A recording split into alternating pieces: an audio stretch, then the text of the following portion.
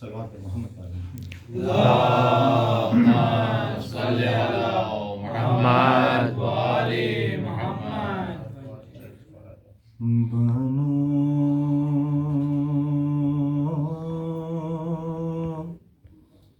کہاں تلاش کرے اپنے لال کو،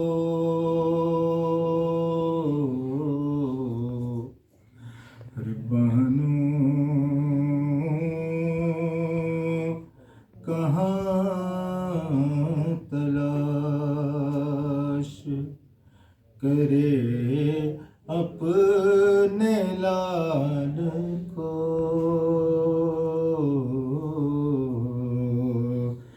جنگل میں مار ڈالا ہے زہرا کی آل کو، جنگل میں مار ڈالا ہے، زینب کے ساتھ روتی ہے سب مل کے بیویاں، ارے زینب کے ساتھ روتی ہے سب مل کے بیویاں،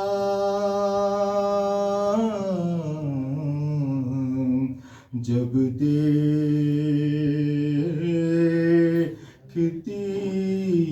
تھی روز وہ وقت زوال کو،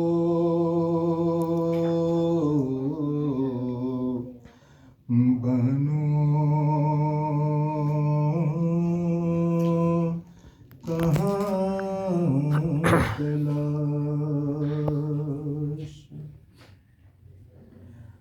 شبیر دل کو تھام کے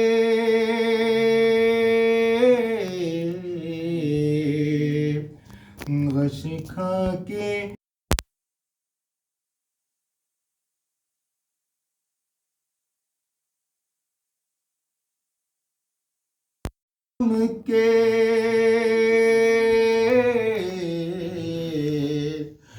غش کھا کے گر پڑے،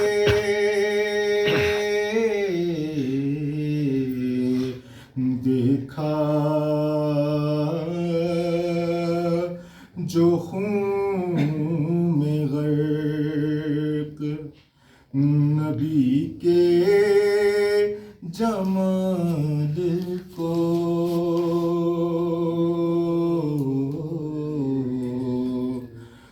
بہنوں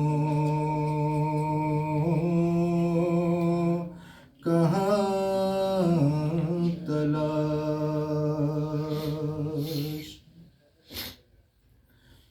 شبیر لا رہے ہیں میدان سے دیکھیے، شبیر لا رہے ہیں میدان سے دیکھیے،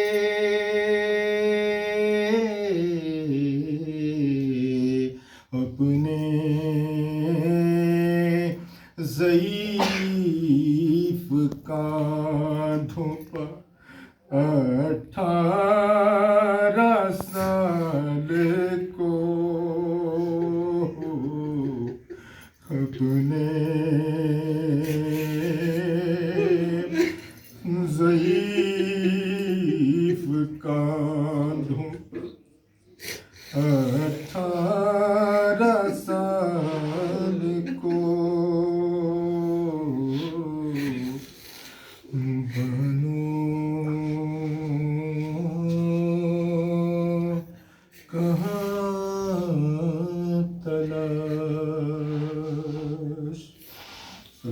الله العلي العظيم. أعوذ بالله السميع العليم من الشيطان اللعين الرجيم. بسم الله الرحمن الرحيم. الحمد لله رب العالمين.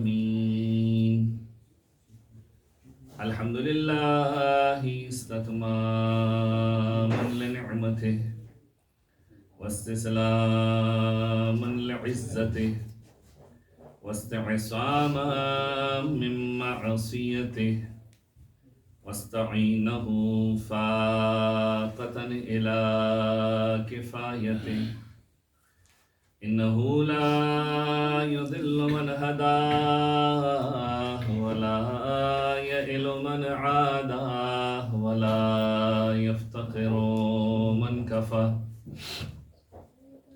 ثم الصلاة والسلام التحية والإكرام على أشرف الأنبياء والمرسلين خاتم النبيين سيدنا ونبينا ومولانا بالقاسم محمد. اللهم صل على محمد وآل محمد وعلى أهل بيته الطيبين الطاهرين المعصومين المظلومين ولعنة الدائمة على أعدائهم ومنكر فضائلهم وغاصب حقوقهم من يوم ظلمهم إلى يوم الدين. دعاء سلامتی.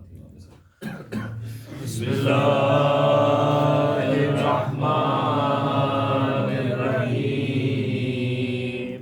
اللهم كل وليك الحجة ابن الحسن صلواتك عليه وعلى آبائه في هذه الساعة وفي كل ساعة وليا وحافظا وقائدا وناصرا ودليلا وعينا حتى تسكنه أرضك طوعا وتمتعه فيها طويلا.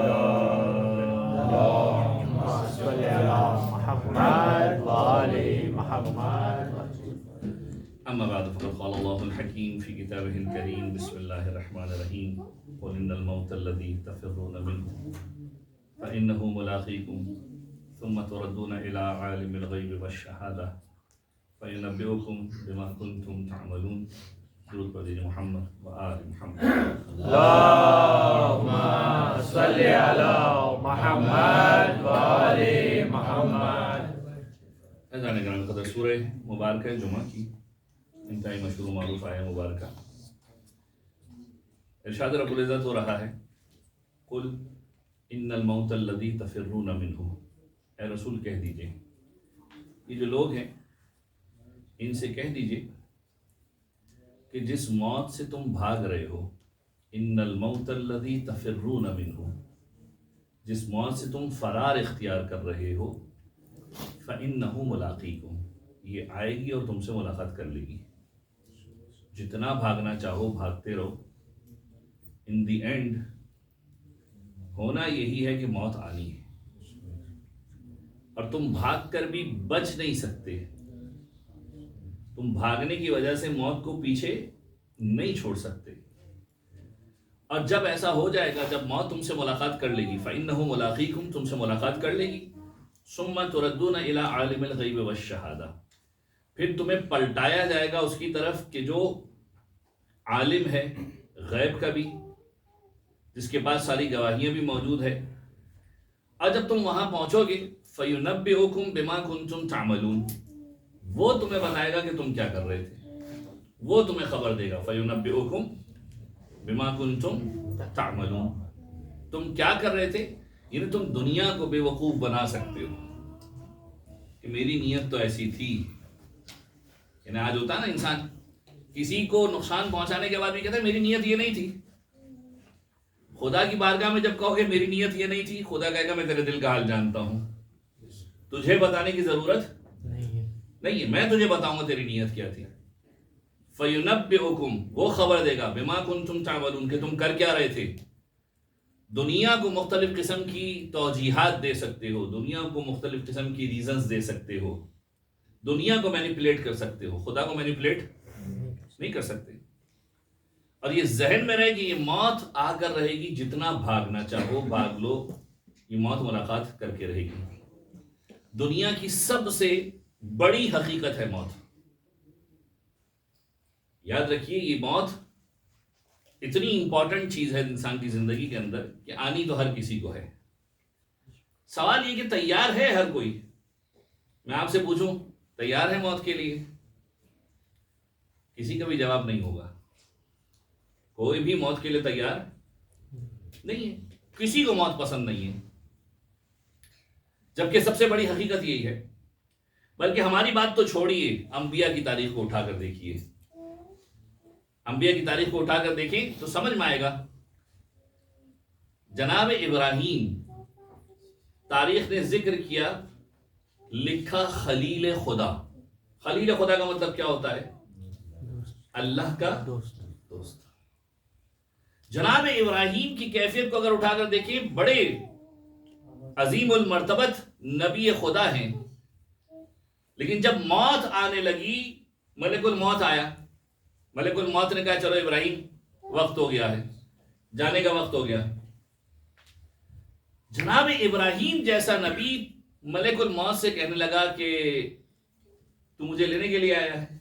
اچھا دیکھیے، ہم سے آگے ملک الموت نہیں پوچھنے والا، یہ ذہن میں رکھیے گا. یہ انبیاء کا گھر ہوتا تھا، یہ شہزادی کا گھر تھا کہ جہاں پر آ کر ملک الموت دستک دے رہا ہوتا تھا. ہم سے کسی سے آ کر پوچھنے والا نہیں ہے کس وقت روح قبض ہو جائے گی، کس وقت بستر پہ سونے کے بعد اٹھو گے، نہیں معلوم. جناب ابراہیم کے پاس ملک الموت آتا ہے، آ کر کہتے چلو ابراہیم چلو وقت ہو گیا. جناب ابراہیم نے کہا اچھا ملک الموت بھی جانتا ہے کہ ابراہیم کا مقام کیا ہے، خلیل اللہ ہیں، پروردگار کے خلیل ہیں، دوست ہیں. جناب ابراہیم ملک الموت سے کہتے ہیں کہ جا کر خدا کو کہے کہ میرا لقب ہے خلیل اللہ، اللہ کا دوست. کیا کوئی دوست اپنے دوست کو موت دیتا ہے؟ ہوتا ہے نا ایموشنل گیم کھیلا جاتا ہے، ہمارے یہاں بھی ایسا ہوتا ہے. تم میرے ساتھ ایسا کرو گے، اپنے بھائی کے ساتھ ایسا کرو گے مثلا. کیا کوئی دوست اپنے دوست کو موت دیتا ہے؟ اب ملک الموت بھی جناب ابراہیم کی بات کو لیتا ہے، خدا تک پہنچا دیتا ہے. کیا ہے پروردگار؟ ابراہیم کہہ رہے ہیں کیا کوئی دوست اپنے دوست کو موت دیتا ہے؟ پروردگار عالم ملک الموت کو ایک جملہ کہتا ہے اور کہتا ہے جا کر ابراہیم سے کہہ دو. ملک الموت جناب ابراہیم کے پاس آتا ہے، کہتا ہے کہ ابراہیم خدا جواب دے رہا ہے کہ کیا کوئی دوست اپنے دوست سے ملاقات کے لیے دیر کرتا ہے؟ یعنی پروردگار ملک الموت کو کہہ رہا ہے کہ جا کر ابراہیم کو کہہ دو کہ کیا کوئی دوست اپنے دوست سے ملاقات کے لیے دیر کرتا ہے؟ دوست کی تو خواہش ہوتی ہے کہ دوست سے جا کر ملاقات کرے. تو بس میں تمہیں ملاقات کے لیے بلا رہا ہوں. موت ہے لقاء اللہ کا نام، موت ہے خدا سے ملاقات کا نام. اے ابراہیم تم کیوں پریشان ہو رہے ہو؟ تمہیں تو آ کر خدا سے ملاقات کرنی ہے. لیکن بات ساری یہ ہے کہ ملاقات اس وقت اچھی ہوتی ہے کہ جب دوست کے ساتھ تعلق اچھا ہو. ملاقات اس وقت اچھی لگتی ہے کہ جب اس نے جو باتیں کی ہوں ہم نے پوری کی ہوں. ورنہ انسان کی کیفیت کیا ہوگی؟ انسان کبھی بھی موت کے لیے تیار نہیں ہوگا. رسول اللہ کہہ رہے ہیں، رسول اکرم ختم مرتبت حضرت محمد مصطفیٰ صلی اللہ علیہ وآلہ وسلم، اللہم صلی علی محمد وآل محمد، فرماتے ہوئے نظر آتے ہیں کہ شیئان یکرہان ابن آدم، دو چیزیں ایسی ہیں کہ آدم کا بیٹا ابن آدم ان دو چیزوں کو سخت ناپسند کرتا ہے، کسی کو پسند نہیں۔ ابراہیم کی بات آپ نے سنی، ابراہیم نے کہا ہے پروردگار مجھے موت دے رہا ہے، خدا نے کیا کہا؟ دوست سے ملاقات کے لیے ڈیلے کرتا ہے؟ نہیں کرتا۔ اچھا، ابراہیم نے پھر ایک اور سوال کیا، بڑا لطیف سوال ہے، اے پروردگار کوئی علامت تو بھیج دیتا، کوئی سائن تو بھیج دیتا، الارم تو دیتا کہ موت کا وقت آنے لگا ہے۔ اچھا، ہم میں سے بھی ہر کوئی یہ سوچتا ہے کہ کچھ نہ کچھ پتا ہونا چاہیے، یعنی طبیعت بگڑے، آئی سی یو میں ایڈمٹ ہوں تو پتہ چلے کہ اب شاید چلاؤ کا وقت آ گیا ہے، نعوذ باللہ مثلا۔ یہی ہوتا ہے نا، آئی سی یو میں کوئی ایڈمٹ ہو جاتا ہے، کوئی وینٹیلیٹر پہ چلا جاتا ہے تو کہتے ہیں بس اب ایک آدھ دن کے اندر خبر آ جائے گی۔ لیکن قدرت پروردگار ہے، کچھ وینٹیلیٹر پہ جانے کے بعد واپسی آ جاتے ہیں اور کچھ بستر پہ سوتے سوتے گزر جاتے ہیں۔ قدرت پروردگار ہے نا۔ جناب ابراہیم کہہ رہے ہیں کہ اے خدا کوئی سائن تو دے دیتا، کوئی علامت تو بتاتا مجھے۔ خدا نے کہا سائنس تو میں نے بہت ساری دی تھی تجھے۔ کہ پروردگار تو نے تو کچھ نہیں بتایا تھا، کسی میسنجر کو نہیں بھیجا، کسی کو نہیں بھیجا کہ آ کر بتائے کہ موت آنے والی، کا نہیں بھیجا تھا۔ کہ کیا علامت تھی؟ کہ تیرے بالوں میں سفیدی آئی تھی نا، بالوں میں سفیدی آئی تھی نا، یہ علامت تھی، اب کسی بھی وقت باری آ سکتی ہے۔ چہرے پہ جھریاں آئی تھی نا، چہرے پہ رنکلز آئے تھے، مطلب یہ تھا کہ اب جوانی جا چکی ہے۔ پیروں میں لغزش آئی تھی، ہاتھوں میں کپکپاہٹ آئی تھی، ریشہ آیا تھا، ہاں آیا تھا اے پروردگار، علامت تھی۔ یعنی خدا کہہ رہا ہے کہ ہم نے تمہیں مختلف قسم کی سائنس بھیجی۔ کبھی بالوں کی سفیدی سے تمہیں بتایا کہ بڑھاپا آ چکا ہے، کبھی جسم کی کمزوری سے بتایا کہ دیکھو اب وہ قوت باقی نہیں رہی ہے، کبھی ہاتھوں میں لغزش آ گئی، تمہیں بتا دیا کہ اب دیکھو اب وہ جوانی والا معاملہ نہیں رہا، کبھی چہرے پہ جھریاں آ گئی، اس کا مطلب یہ کہ اب وقت اپنا پرائم ٹائم تم گزار چکے ہو۔ تو علامت تو میں نے بھیجی تھی، تو متوجہ نہیں ہوا۔ متوجہ تجھے ہونا چاہیے تھا کہ پروردگار عالم نے وہ پرائم ٹائم گزار دیا، اب کسی بھی وقت باری آ سکتی ہے۔ اچھا، یہ باتیں شاید پرانے دور میں پھر بھی سمجھ میں آتی ہیں کہ جب لوگوں کی عمریں 100 برس ہوا کرتی تھی، اس سے زیادہ ہوا کرتی تھی۔ آج کل کے دور میں تو یہ بات کہنا بھی یہی ہوگا کہ مولانا کیا اس بات کی کوئی گارنٹی ہے کہ 40 سال تک کوئی زندہ رہے گا؟ آپ اپنے پچھلے سال 1.5 سال کے اندر اگر اموات کے ایک ریشو کو اٹھا کر دیکھیں، ڈیتھ کے کازز کو اٹھا کر دیکھیں، تو آپ دیکھیں گے 30-32 سال کے لوگوں کو ہارٹ اٹیک آ رہا ہے، گزر جا رہے ہیں، 40-42 سال کا بچہ گزر جا رہا ہے۔ یعنی آج میں یہ بھی نہیں کہہ سکتا کہ مثال کے طور پہ بالوں کی سفیدی آئے گی علامت کے طور پر، ہو سکتا ہے بال سفید نہ ہو، روح پرواز کر جائے، ہو سکتا ہے چہرے پہ جھریاں نہ آئیں، روح پرواز کر جائے۔ تیار رہنا ہر انسان کو۔ تیار کب ہوگا انسان؟ کہ جب اس کے اور خدا کے معاملات اتنے اچھے ہوں گے کہ اسے پتا ہوگا کہ وہاں پر جا کر مشکل نہیں ہونی۔ ورنہ انسان طبیعت کے اعتبار سے، نیچر کے اعتبار سے موت کو پسند نہیں کرتا۔ رسول اللہ فرما رہے شیئان یکرہان ابن آدم، 2 چیزیں ایسی ہیں کہ جسے آدم کا بیٹا سخت ناپسند کرتا، پسند ہی نہیں کرتا۔ پہلی چیز یکرہ الموت، موت کو پسند نہیں کرتا، اسے اچھا نہیں لگتا کہ موت آ جائے، زندگی پسند کرتا ہے۔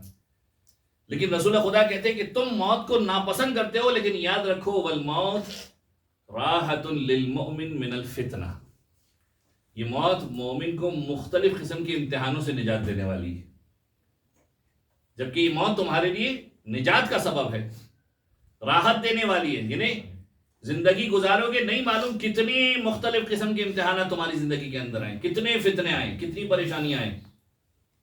یہ موت تو در حقیقت تمہیں نجات دینے والی ہے، لیکن پھر بھی تمہیں موت پسند نہیں ہے۔ کیوں پسند نہیں ہے انسان کو؟ معصوم سے پوچھئے۔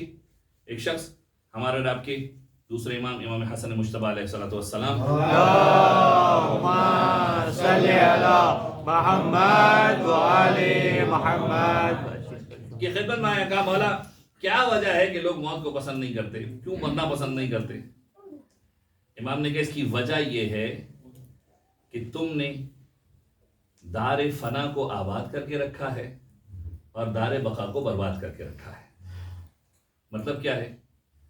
یعنی وہ گھر کے جو ختم ہو جانے والا ہے، دنیا کا گھر، تم نے اسے آباد کر کے رکھا ہے، سجا کر رکھا ہے، اور وہ جو دار بقا ہے، ہمیشہ ہمیشہ باقی رہنے والا گھر ہے، اس کو تم نے برباد کر کے رکھا ہوا ہے۔ اگر کسی کو یہ پتا ہو کہ میرا وہاں کا گھر یہاں سے زیادہ اچھا ہے، یعنی آج آپ یہاں پر اپنے گھر کے اندر بہترین فیسلٹی ڈالتے ہیں نا، اے سی لگا دیا، جنریٹر لگا دیا، دنیا کی ساری آسائشیں دے دی، اور پھر سوچتے ہیں کہ اب یہ چھوڑ کر کسی اور کے گھر جانا بھی پسند نہیں ہوتا، کسی دوسرے محلے میں جانا پسند نہیں ہوتا، کسی دوسرے علاقے میں جانا پسند نہیں ہوتا۔ پروردگار کہہ رہا ہے کہ یہ گھر تمہیں پتہ ہی ختم ہونے والا ہے، موت تمہیں آنے والی ہے، تم نے اس کو آباد کر کے رکھا ہے۔ میں یہ نہیں کہہ رہا کہ آباد نہیں کرے، انسان اچھے سے اچھا رہے، لیکن جتنا اچھا یہاں رہ رہا ہے، آگے کا گھر اس سے اچھا تیار کرے، تب وہاں جانے کا دل ہوگا، تب وہاں جانے کی تمنا ہوگی۔ اب تاریخ اٹھا کر دیکھیے، بڑے بڑے بزرگان بڑی بڑی قسم کی نصیحتیں کرتے تھے۔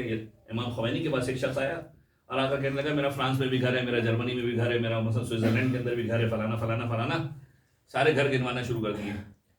امام خمینی نے ایک جملہ کہا، یہ بتا یہ سارے گھر تو ان جگہوں پر ہیں جو ختم ہونے والی ہیں، اس جگہ پر کوئی گھر ہے کہ نہیں ہے؟ اس جگہ پر کوئی گھر ہے کہ نہیں ہے؟ کہ وہاں تو گھر تیار نہیں کیا۔ امام خمینی کہنے لگے وہاں پر گھر تیار کرنا ہے تجھے۔ اسی قسم کی روایت معصوم علیہ السلام سے ملتی ہے۔ امام کی خدمت میں ایک شخص آیا، کہنے لگا مولا بہت ساری پراپرٹیز ہے، فلانی جگہ خریدی، فلانی جگہ خریدی، فلانی جگہ خریدی، مولا کہیں اور انویسٹمنٹ کرنا چاہتا ہوں۔ امام نے کہا اچھا انویسٹمنٹ کرنا چاہتا ہے؟ کہا کیا؟ کہا کتنی انویسٹمنٹ ہے؟ کہا مثلا 1000 دینار۔ امام نے کہا اچھا ٹھیک ہے، ہم تیرے بہاف پہ انویسٹمنٹ کریں، ہم تیرے بہاف پہ انویسٹمنٹ کریں؟ کہا لگا ٹھیک ہے مولا، پیسے دے کے چلا گیا۔ اگلے سال پھر واپس آئے، کہا مولا پیسے دیے تھے آپ کو، آپ نے انویسٹمنٹ کر دی؟ امام نے کہا کہ ہاں بہترین پراپرٹی لیے تیرے لیے۔ اچھا مولا کوئی سند ولد ہے؟ اچھا اس دور میں ڈاکیومنٹیشن تو نہیں ہوتی تھی گورنمنٹ کی کہ اسٹیمپ لگے گی یا کچھ ہوگا۔ امام نے ایک پرچہ نکالا، پرچے پہ لکھا کہ یہ تیرا گھر ہے، جنت میں ہماری پڑوس کے اندر یہ مکان ہے تیرا، اس کی حدود یہ ہے کہ ایک کونا شہزادی کے گھر سے ملتا ہے، سبحان اللہ، ایک کونا مثلا مولا کائنات کے مکان سے مل رہا ہے، ایک کونا امام حسن کے مکان سے مل رہا ہے، ایک کونا امام حسین کے مکان سے مل رہا ہے۔ سبحان اللہ، تحریر لکھ کے دی کہ یہ تیری انویسٹمنٹ ہے۔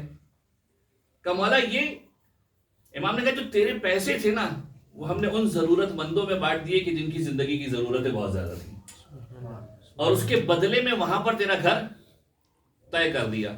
اگر ایسی تیاری کر لی ہے، امام حسن کیا فرما رہے ہیں؟ دار فنا کو آباد کر دیا ہے اور دار بقا کو برباد کر کے رکھا ہے۔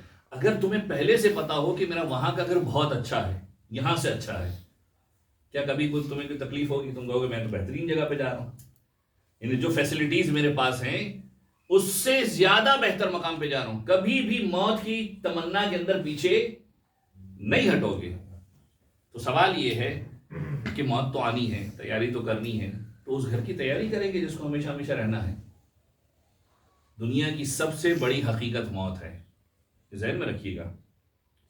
ہم جس زندگی کے پیچھے بھاگ رہے ہیں، یہ عجیب کیفیت ہے، کسی بھی وقت ساتھ چھوڑ کر جا سکتی۔ ایک بادشاہ نے سوال کیا تھا اپنے سارے کے سارے وزیروں کو بلا کر کہ دیکھو 3 سوال کر رہا ہوں، اس کے جواب جو لے کر آئے گا اسے آدھی سلطنت دے دوں گا، لیکن سوچ سمجھ کر فیصلہ کرنا، جو کہے گا کہ جواب لے کر آؤں گا، یا تو وہ جواب لے کر آئے، اور اگر جواب نہیں لے کر آیا تو اپنی گردن اڑوانے کے لیے تیار ہو جائے۔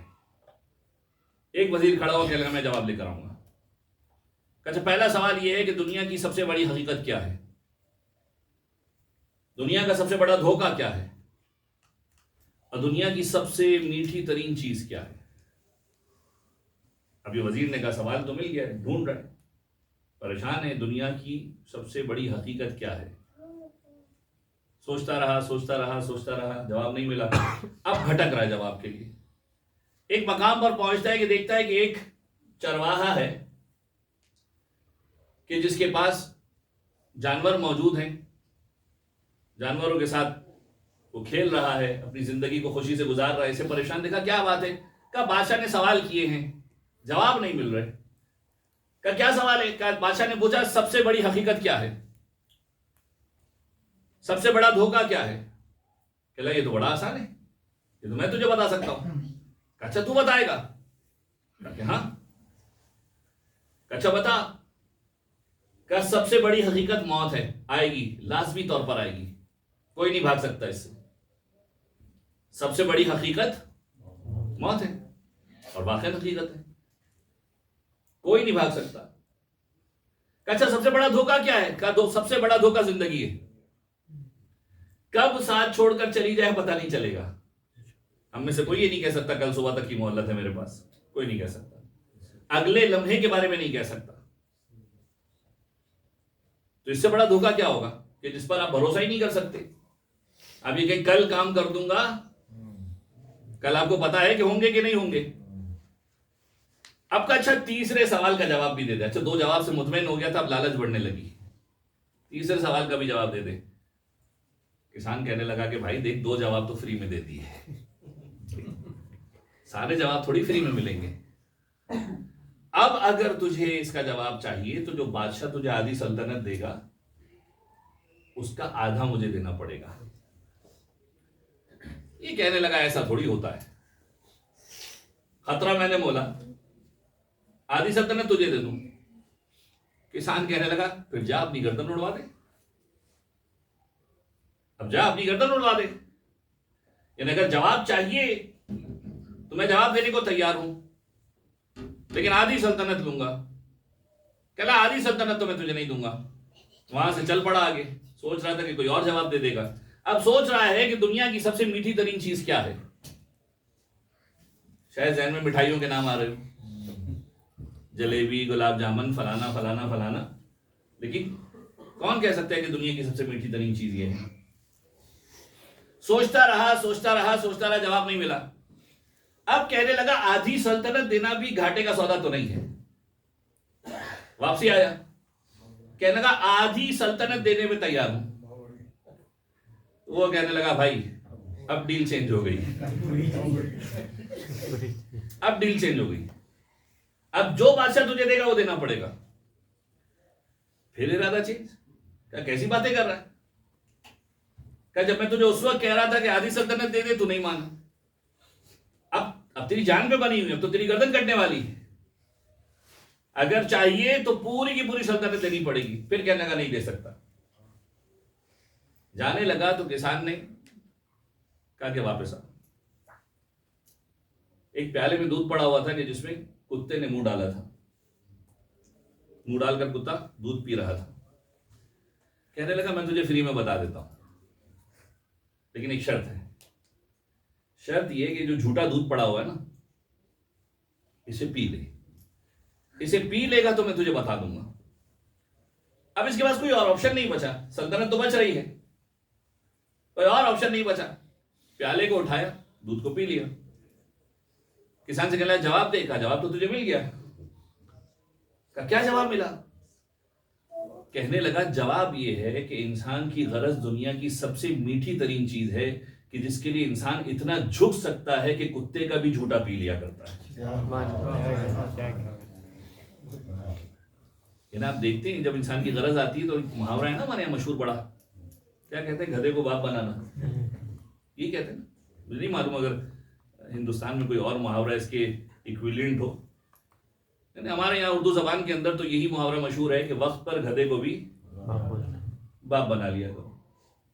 یعنی پتہ ہے آپ کو گدھا ہے, کوئی رشتہ نہیں ہے آپ کا, لیکن چونکہ آپ کی ضرورت ہے اس گدھے سے تو آپ اسے سر پر بٹھا دیتے ہیں, سر کا تاج قرار دے دیتے ہیں. دنیا کے اندر انسان اپنی غرض کی خاطر یہی کر رہا ہوتا ہے. آپ دنیا گھومیں, آپ دیکھیں جن لوگوں کو آپ سخت ناپسند کرتے ہیں, آپ کہتے ہیں کہ نہیں اچھے لوگ نہیں ہیں, برے لوگ ہیں, فلانا ہے فلانا, جب اپنی ضرورت پڑتی ہے تو کیا کرتے ہو؟ انہی کے پاس جاتے ہو, انہی سے فیور مانگ رہے ہوتے ہو. کیوں بھائی؟ کہاں گئی ساری اصول پسندی؟ کہاں گئے سارے اصول؟ کہاں گئے سارے پرنسپلز؟ یہ تمہاری غرض ہے نا جس سے تمہیں مجبور کر دیا کہ فلانے کے پاس چلے جاؤ. یعنی کل تک کہہ رہے تھے کہ مثال کے طور پر گناہگار بندہ ہے, برا بندہ ہے, اچھا انسان نہیں ہے. آج کیا ہو گیا؟ آج وہ اچھا بن گیا؟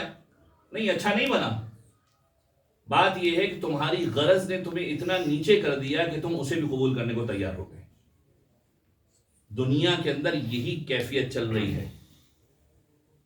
انسان اپنی غرض کے لیے, اپنے مطلب کے لیے, اپنے مقصد کے لیے اتنا گر جایا کرتا ہے کہ پھر وہ یہ نہیں دیکھتا کہ صحیح کیا ہے غلط کیا ہے.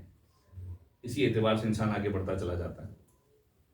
تو عزیزان گرامی، موت سب سے بڑی حقیقت ہے جس سے فرار ممکن نہیں ہے، اور زندگی سب سے بڑا دھوکہ ہے. کس وقت ساتھ چھوڑ کر چلی جائے آپ کو پتا نہیں ہے. اور انسان کی اپنی غرض، انسان کا مطلب، وہ اتنی میٹھی ترین چیز ہے کہ جس کے لیے انسان کسی کے سامنے بھی جھک جایا کرتا ہے، چاہے اسے پسند کرتا ہو چاہے نہ کرتا ہو. کیفیت انسان کی یہی ہونی چاہیے کہ انسان کے دل میں کبھی بھی دنیا کی محبت اتنی زیادہ نہ آ جائے، اتنی زیادہ نہ آ جائے اسے آخرت سے دور کر دے. دنیا میں آپ کو طرح طرح کے انسان ملیں گے، مختلف قسم کے لوگ ملیں گے. ہمارا کائنات امیر المؤمنین علی بن ابی طالب علیہ السلام اللہم صلی علی محمد و آل محمد. جملہ ارشاد فرماتے ہیں نا کہ تمہاری عجیب حالت دیکھی ہے میں نے، اے لوگوں میں نے تمہاری عجیب حالت دیکھی ہے. دنیا کے تھوڑے سے مال کے لیے پریشان ہو جاتے ہو، تھوڑا سا مال ہاتھ سے چلا جاتا ہے، لاس ہو گیا، نقصان ہو گیا فلانا، تمہارا چہرہ پریشان، بال بکھر گئے، چہرے پہ رونق چلی گئی. جبکہ آخرت کی بڑی نعمت تم سے دور ہو جاتی ہے تمہیں کوئی فرق نہیں پڑتا. نماز قضا ہو گئی، چہرے پہ ذرا سی شرمندگی بھی نہیں آئی. $100 کھو گئے، چہرے پہ تکلیف آ گئی، پریشانی ہو گئی. نماز قضا ہو گئی، چہرے پہ ذرا سی شرمندگی نہیں آئی. تھوڑا سا مال تمہارے پاس چلا جاتا ہے، تمہارے چہرے پر حالت خراب ہو جاتی ہے. آخرت کی بڑی نعمت تم سے چھن جاتی ہے، کوئی فرق نہیں پڑتا تمہیں. کیا ہو گیا تمہیں؟ کیسی کیفیت ہے تمہاری؟ امام فرماتے تم نے دنیا کو اس انداز میں اپنے اندر بسا لیا ہے کہ اس کی ذرا سی تکلیف تمہارے چہرے کو تبدیل کر دیتی ہے اس انداز میں کہ سب کو پتہ چلتا ہے کہ تم تکلیف کے اندر ہو. اور آخرت کی بڑی نعمتوں سے محرومی بھی تمہارے کردار کے اوپر کوئی اثر نہیں ڈالتی. ہونا تو یہ چاہیے تھا کہ نماز اگر قضا ہو جاتی انسان کو افسوس ہوتا کہ آج میری نماز قضا ہو گئی، نہیں ہونی چاہیے تھی.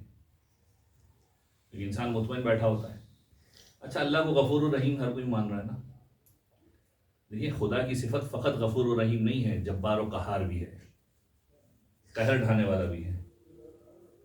تو انسان آخرت کے لیے تیار بیٹھے. رسول اللہ کیا فرما رہے ہیں کہ 2 چیزیں جن کو انسان پسند نہیں کرتا، اس میں سے پہلی چیز ہے موت. موت کو تم پسند نہیں کرتے، جبکہ موت میں پروردگار عالم نے تمہارے لیے راحت رکھی ہے. راحت للمؤمن، مومن کے لیے راحت ہے. یہ فتنوں سے بچا دے گی، آزمائشوں سے بچا دے گی، امتحانات سے بچا دے گی. مر گئے، ختم ہو گئے سارے امتحانات. دوسری کیفیت کہ جسے تم پسند نہیں کرتے، رسول اللہ فرما رہے ہیں قلت المال، مال کے کم ہونے کو پسند نہیں کرتے تم. قلت المال ویکرہوا قلت المال، مال کے کم ہونے کو پسند نہیں کرتے. ہر کوئی چاہتا ہے جیب بھری رہے، بینک بیلنس بڑھا رہے. پھر رسول اللہ فرماتے ہیں جبکہ قلت المال اقل الحساب، مال جتنا کم ہوگا حساب اتنا کم دینا پڑے گا.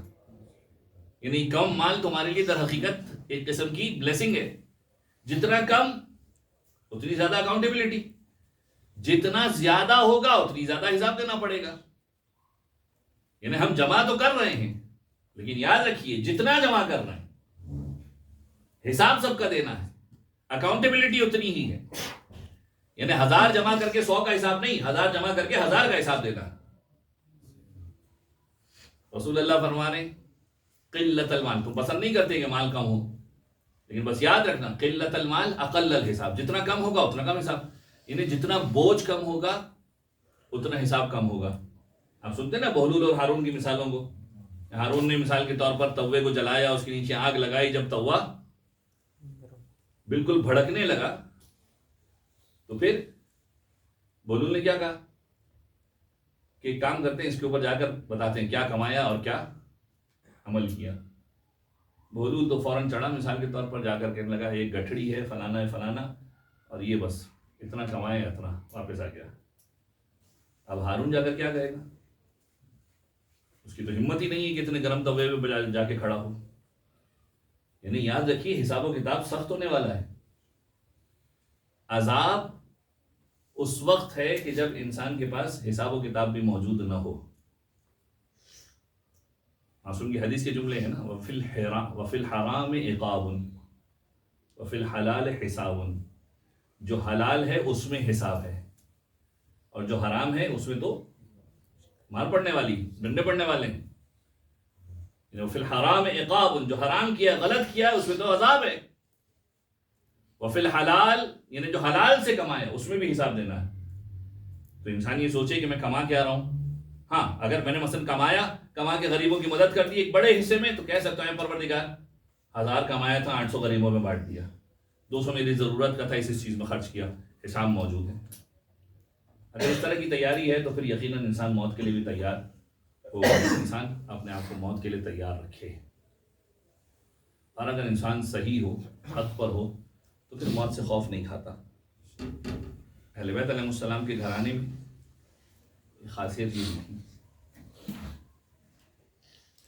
کہ حسین کی کڑیل جوان نے سوال کیا تھا، بابا جب میرے مولا نے شب عاشور وہ سارا منظر بتایا نا کہ کون کون شہید ہوگا، کس کس طرح سے شہید ہوگا، تو ایک سوال کیا تھا، بابا یہ بتائیے کیا ہم حق پر ہوں گے؟ جواب ملا کہ ہاں ہم حق پر ہوں گے. تو بس اس کے بعد اب شہزادے کو یہ پرواہ نہیں ہے کہ موت کس طرح سے آتی ہے. عزیزو میرا جی چاہتا ہے کہ آج حسین کی اس قربانی کا تذکرہ کروں جو حسین کے لیے سب سے سخت ترین اور مشکل ترین قربانی ہے. کس کی قربانی ہے؟ کڑیل جوان 18 برس کے علی اکبر کی قربانی. دیکھیں جوان بیٹے کو قربان کرنا آسان نہیں ہوتا. میں آپ کی خدمت میں عرض کر دوں، کہنا آسان ہے، سننا آسان ہے، پڑھنا آسان ہے.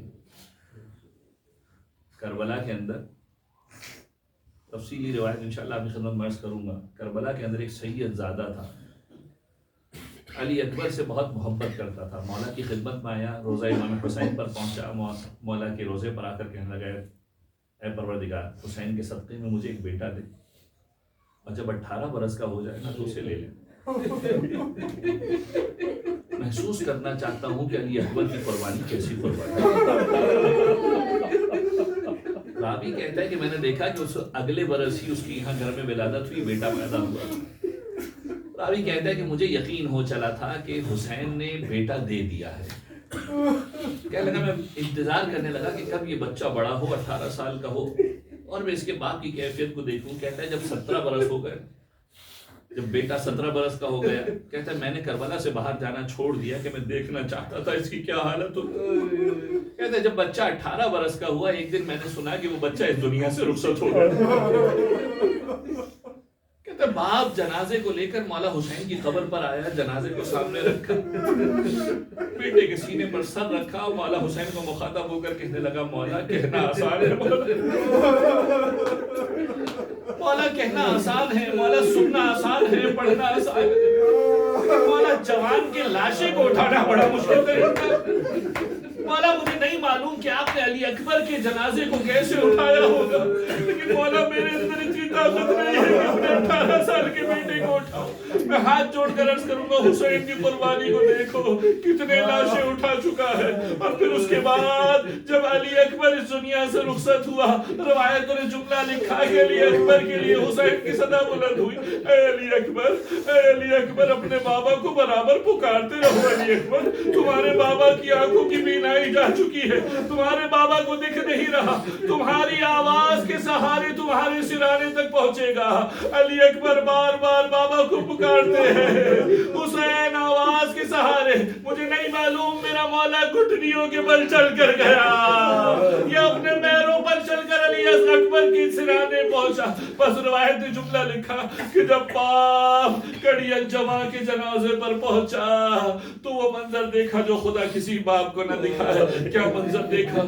سینہ علی اکبر کے اندر برشی کا